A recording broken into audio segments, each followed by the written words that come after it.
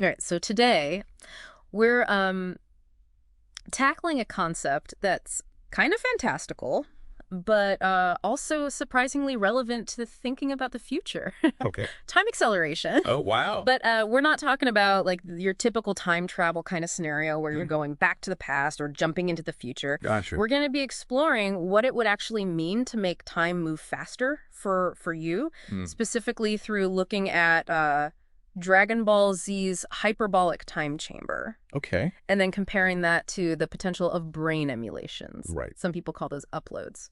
Yeah, it's a fascinating comparison because, I mean, like, on the surface, Yeah. they seem worlds apart, Sure, right? right. One is like a fictional training ground for superpowered beings. Yeah. The other is like a potential avenue for human evolution. Exactly. But when you kind of look closer, you see that there are some intriguing parallels and even more interesting distinctions. And that can teach us a lot about the nature of time, learning, and maybe even consciousness itself. Absolutely. So for those who haven't spent their weekends powering up like Goku, Oh, the hyperbolic time chamber, or HTCs we'll call it, okay. is this space where 1 year inside equals a single day Yeah. in the outside world. Wow. It's like hitting fast forward on reality, right? Right. But what could you actually accomplish with that kind of time advantage? I mean, it sounds amazing at first, Right. but our sources point out some pretty serious limitations too. Yeah, the allure is definitely there. Like, imagine mastering a new language, Right. or a skill in a day, you know. Yeah. But the HTC is essentially a solitary confinement cell Yeah. with a cosmic time warp. Yeah. You're completely isolated with only the resources that you bring in. Yeah. You know, our sources emphasize that even basic needs can become monumental challenges in this scenario. Wow. Like, forgot your laptop charger. Yeah. Oh, no. That's a year of digital darkness Oh, man. inside the chamber. I'm starting to see how this ultimate productivity hack could backfire pretty quickly. Yeah. It's like being stranded on a desert island, but instead of worrying about food and water, you're panicking about running out of data Right, exactly. or losing your research notes. And that's just the practical side, right? Yeah. Think about the social aspects of learning and research. Okay. Collaboration, feedback, even just, bouncing ideas off of someone. Yeah. Those are all critical to the process. Yeah. Yeah. And the HTC eliminates them completely. Right. So while it might sound appealing to like cram a year's worth of training into 24 hours, Right. it wouldn't be the montage of like triumphant progress Yeah. that we see in Dragon Ball Z, you know? Right. In reality, it would just be a year of intense, isolated work with no guarantee of success. Yeah, it's funny, actually. One of our sources pointed out that the HTC doesn't actually compress time. It just rearranges it. Oh, wow. So you still experience the full year inside, right? But it's just like it's all happening in a day from the perspective of the outside world. Okay. Like, think about it this way. It's kind of like yeah. binge watching a whole season of a show, right? Right. Yeah. It takes the same amount of time. Right. You just do it all at once. Okay, so maybe the HTC is more of a cautionary tale than a blueprint for productivity. Yeah. But what if we loosen the rules a little? Hmm. Are there any scenarios where even a limited version of this time acceleration could be useful? Well, Our sources actually had a few intriguing suggestions. yeah, there are some interesting possibilities, especially if we focus on processes where isolation isn't a deal breaker. Okay. Think about like aging wine or cheese. Oh, okay. Right. A year inside the HTC Yeah. would yield a vintage product in just a day. Okay, now that's something I could get behind. Yeah. A 24-hour wait for a perfectly aged shredder. Right. Sign me up. But what about more serious applications? Well, the source mentioned using the HTC for accelerated aging tests. Okay. Think about like projects like the Clock It Along Now, Oh, right. designed to last for millennia. Yeah. A year inside the HTC could give us valuable data on its long-term durability.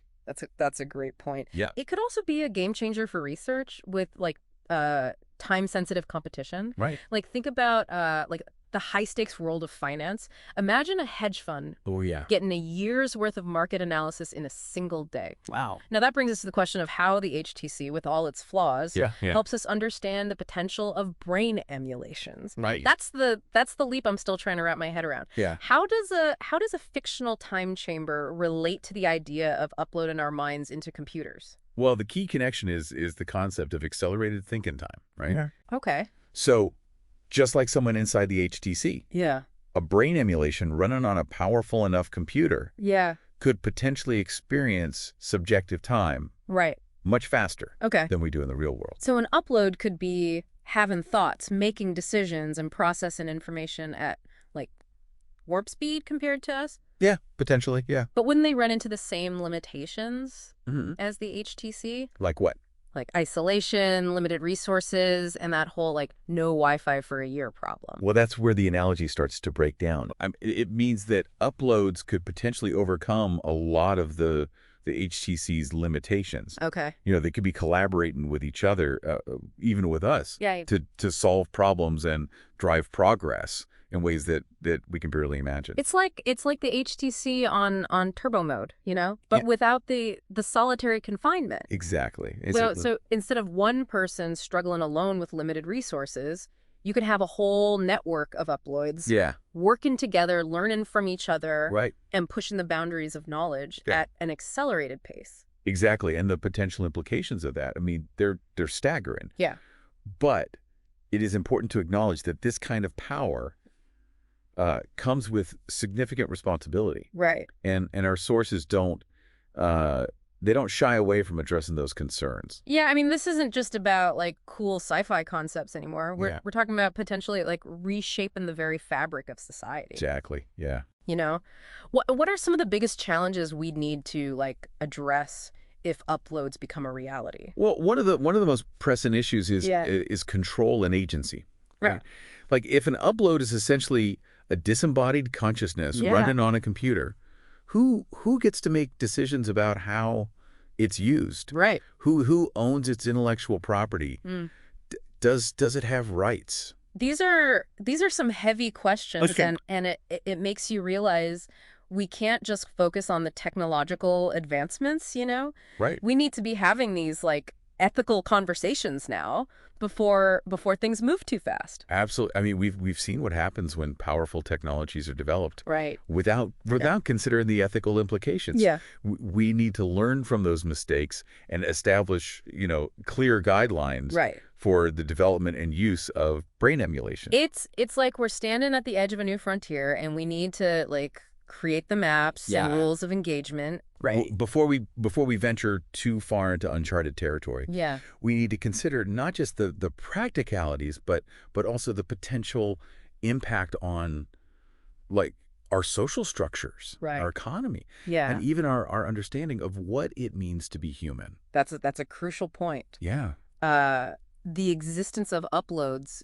could profoundly alter our concepts of identity, Right. mortality, Yeah. and and even the nature of reality itself. It's mind-boggling to think about. Yeah. For example, one of our sources brought up the idea of subjective time dilation. Okay.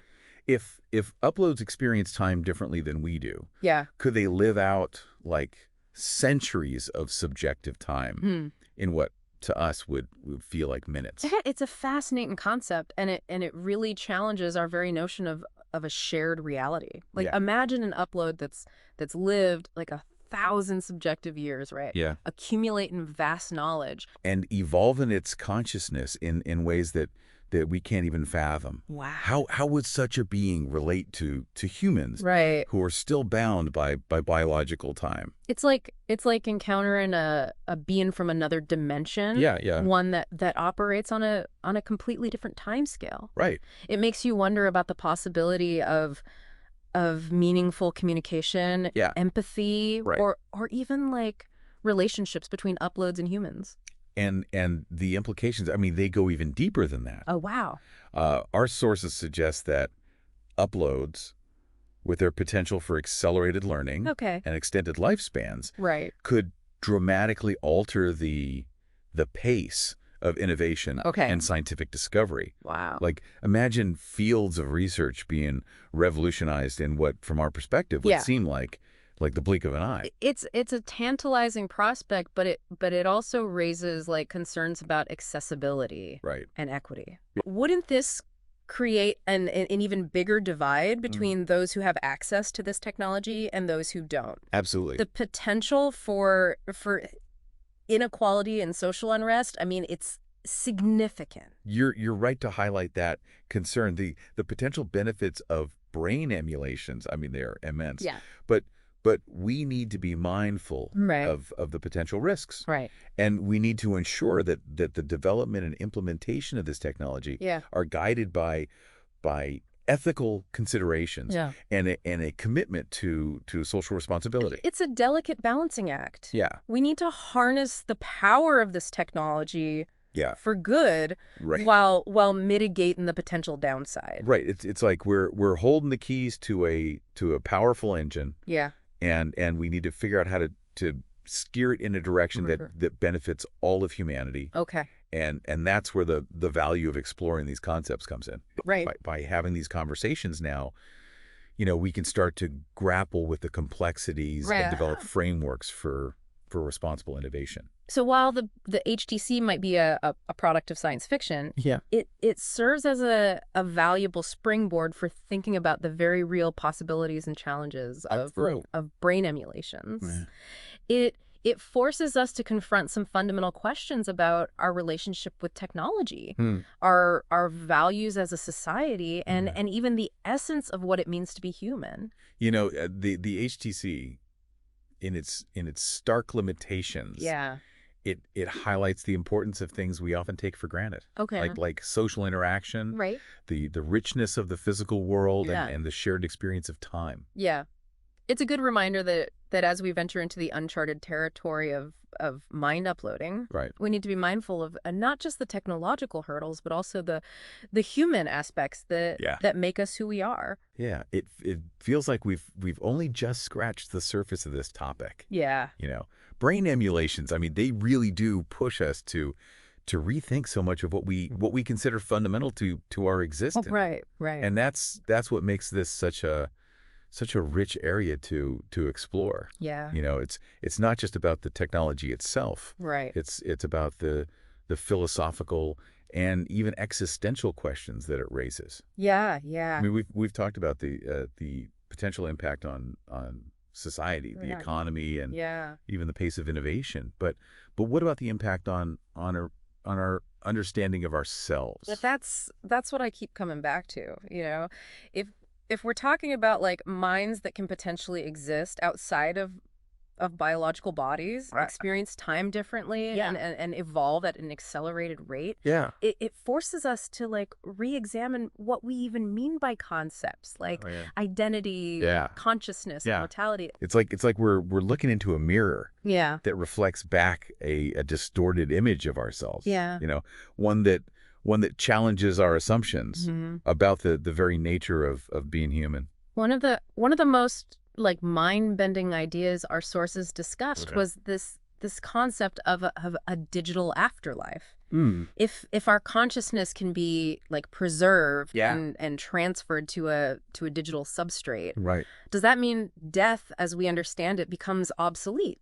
It's a question that's haunted philosophers and theologians for centuries, and now it's moving from the realm of speculation into the realm of possibility. Like, imagine a world where minds can potentially live on indefinitely, accumulating knowledge and experience across vast stretches of time. It's both exhilarating and terrifying to think about. On the one hand, like the potential for growth discovery and even a form of digital immortality is incredibly appealing. But on the other hand, it raises like profound questions about the meaning of life, the value of our finite existence, and the very essence of what makes us human. And it's not just about individual existence. It's about the evolution of consciousness itself. Okay. Our sources speculate that uploads with their unique capabilities Yeah. could represent a new stage in the evolution of intelligent life. Wow. One that transcends the limitations of our biological forms. It's like we're witnessing the birth pangs of a new species. Yeah, yeah. One that's born not of flesh and blood, Right. but of silicon and code. Right, exactly. And just like any new species, Yeah. it will have its own unique characteristics, its own ways of perceiving and interacting with the world, and its own potential for both good and ill. The emergence of uploads. I mean, it could be as transformative as the emergence of Homo sapiens. Wow. Leading to a fundamental shift in the balance of power. Right. The pace of progress and even the very definition of what it means to be intelligent life in the universe. It's both awe-inspiring and a little bit scary, to be honest. Yeah. It's like we're standing on the precipice of a new era, Right. and we have no idea what lies on the other side. But isn't that the essence of exploration? Yeah. The unknown is what drives us to push boundaries, to ask difficult questions, and to seek out new understanding. Right. The potential of brain emulations. Yeah. It's both a challenge and an opportunity. Right. It challenges us to confront our deepest fears and assumptions. Right. But it also offers the opportunity to redefine ourselves, to transcend our limitations. Yeah. And perhaps even to glimpse the next chapter in the story of consciousness itself. This has been an incredible journey. Yeah. We started with a fantastical concept from Dragon Ball Z. Right. And ended up exploring the profound implications of brain emulations. Yeah. Questioning the very nature of time, consciousness, and human existence. Yeah. It's amazing how seemingly disparate ideas can connect and lead us to such unexpected insights. And that's the power of deep dives like this. Yeah. You know, they allow us to explore complex topics, Right. challenge our assumptions, and expand our understanding of the world and ourselves. Right. It's about asking the big questions, Yeah. embracing the unknown, Right. and engaging in thoughtful dialogue about the future we're creating. So as we wrap up this episode, I want to leave you with this. Okay. The idea of brain emulations might seem like science fiction, but the conversations we're having today will shape the reality of tomorrow. Right. It's up to all of us Yeah. to consider the ethical implications, the potential benefits, and the profound challenges that come with the power to reshape the very nature of our minds and our existence. The future is unwritten, and the possibilities are limitless. Right. Let's approach this new frontier with both curiosity Yeah. and caution, Right. wisdom and wonder, and a deep sense of responsibility for the world we're creating. Thanks for joining us on this deep dive. Yeah, it's been great. Keep exploring. Yeah. Keep questioning. It was and keep your minds open to the infinite possibilities that lie ahead.